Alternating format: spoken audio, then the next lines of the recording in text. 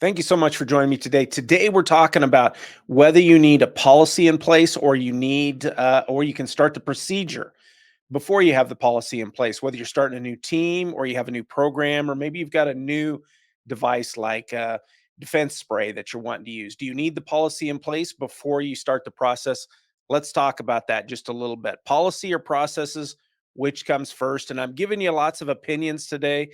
That's what it is. I'm not an attorney. I'm not giving you legal advice. I'm giving you my opinions based on my experience, my observations of legal actions, and those kinds of things. So let's jump right into this and talk about it. First of all, which comes first? The importance of written policies. Is that important? Should that come before the actual processes? And policies serve as a foundation for establishing guidelines, procedures, protocols. It certainly adds to ensuring the safety and security of church members. We just had this shooting at the Rock Church in Jones County, and, I'm not so sure if there hadn't have been some other policies in place and maybe better training, that we hadn't gotten carried away and gotten to that point where we were just in some wild situation or wild scenario. So policies have their place, especially if we train on those policies and keep ourselves from going down a path possibly to have issues. They provide a framework for decision making. So those decisions might have been made differently if there was a policy in place for that. And they establish clear expectations for your church security personnel and volunteers. So they are very important in this process as I see it. But do they need to come first? Is the need for operational process, for that friendly face, for that person out there actually working, is that a bigger deal? Now, I hope you'll stick with me for this entire discussion, because I think this is a very important discussion. The operational processes are the practical steps that are taken to implement the written policies.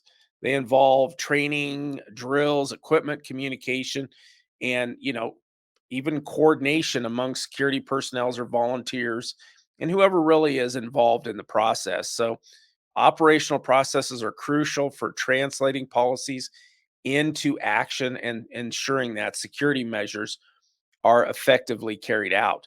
So the operational processes being first have an important thing. They're an important part of it because they help you see if your policies are in fact practical, and putting some legwork to it, if you will. Then we have the idea of the chicken and the egg debate. Which should come first? And certainly people argue that written policy should be developed first to provide that framework for operational processes like we were talking about. Policies help define the goals, the objectives, and scope of security. On the other hand, some argue that operational processes should be developed first to address the immediate security needs. We need security now. We've decided that there's a problem, that there's danger, and we need that now. So, processes can inform the development of policies based on real experiences and practical considerations.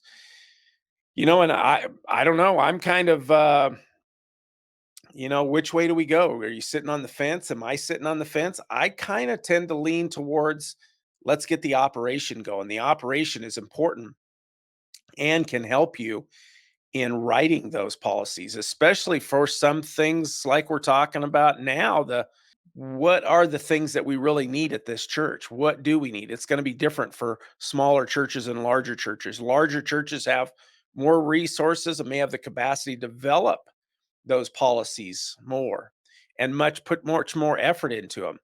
Whereas smaller churches have limited resources and may need to prioritize. They may be lucky to get one security person involved in the operation, much less somebody that can sit down and spend hours putting together policies and writing this stuff down. Balancing flexibility and rigidity. Policies need to be flexible enough to accommodate changing security threats and operational challenges, while operational processes need to be rigid enough to ensure consistency and effectiveness in our week to week security operations. How do we find that balance? that balance between flexibility and rigidity. It's crucial for effective church security program.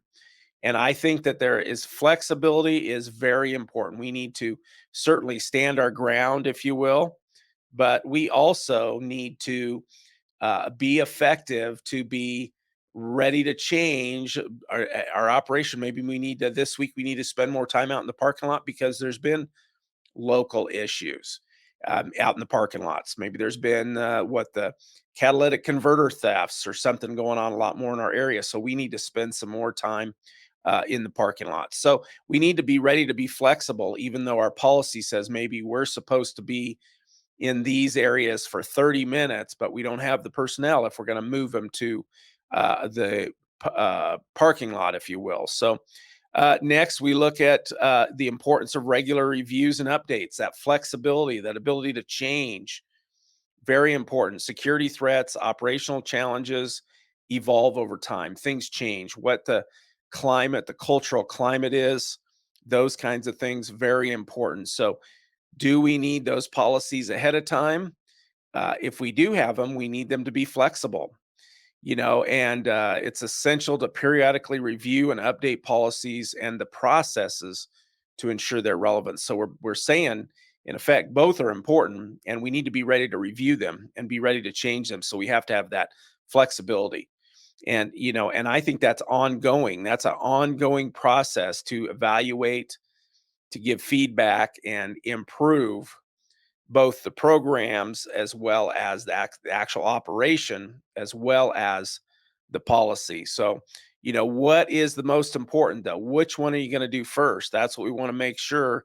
And let's finish talking about a couple of points, and then let's give a final conclusion. I'll give you my final answer to that here in just a moment. Before we finish this show, I want you to know that our teams are preparing more and more material to help you and your teams thrive when it comes to church security. We have online training like armed or unarmed basic church security programs, leading church security teams, training for ushers, and we also have training like surviving tactically, an intermediate certificate for you to obtain. Check out our programs at churchsecurityanswerman.com or look for the link in the description here on YouTube or the comment section wherever you're watching this program. Collaboration and communication between security personnel, volunteers, church leadership, and others that we might call stakeholders in the development and implementation of policies and operational processes.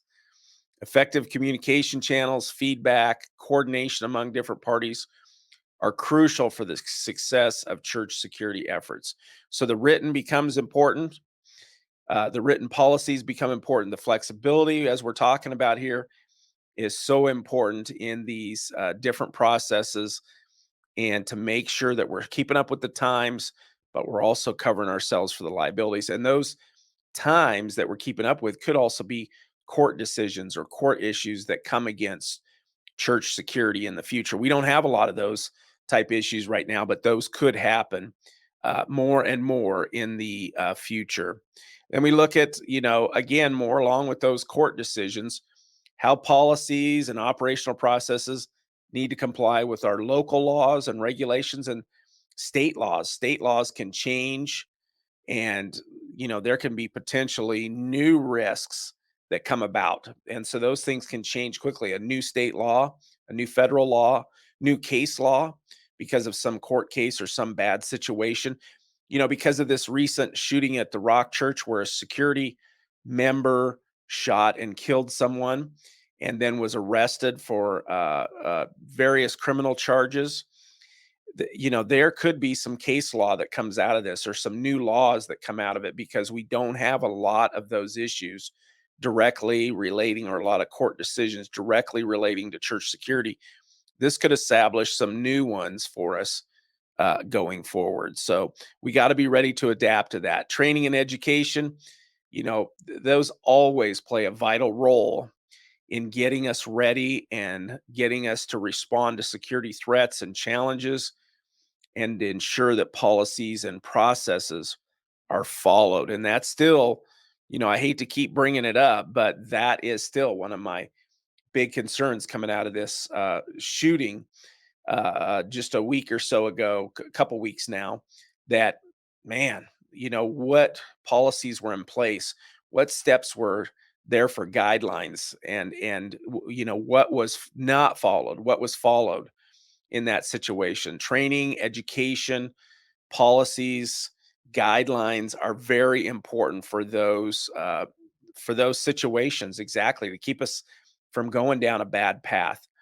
And then integration in the with the church culture and values. Church security measures should align with the overall mission, vision, and values of the church to create a safe and welcoming environment for all members, staff, and visitors. And I like that.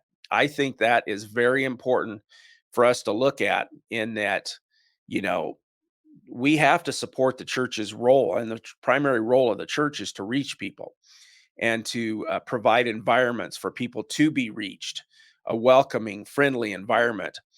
And so we have to follow. We have to have policies in place for that. We have to have guidelines in place for that, that creates value for that process, for that safe and welcoming environment for everyone, for members, for staff, for visitors as well. And those have to be important for us to take a look at, and for us to remember that security is not more important than the friendly, welcoming environment, or giving people the opportunity to be reached and to be ministered to. It's not more important than that. It's with that, it's part of that process, it supports that process. And we should support that process as well. So, which comes first, policies or operation?